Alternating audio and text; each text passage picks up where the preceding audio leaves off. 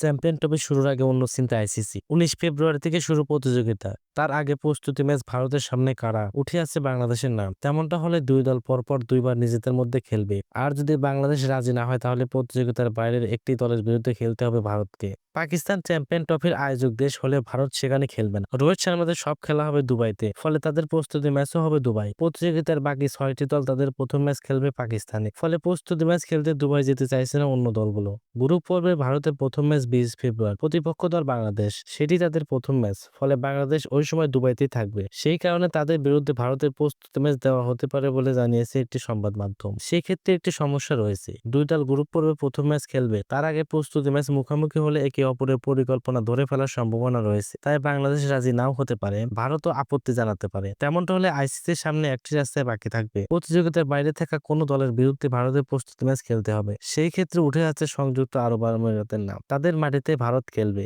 সুতরাং তাদের সহজেই পাওয়া যাবে। এরকম ভিডিও প্রতিনিয়ত পেতে চ্যানেলটি সাবস্ক্রাইব করে পাশে থাকুন।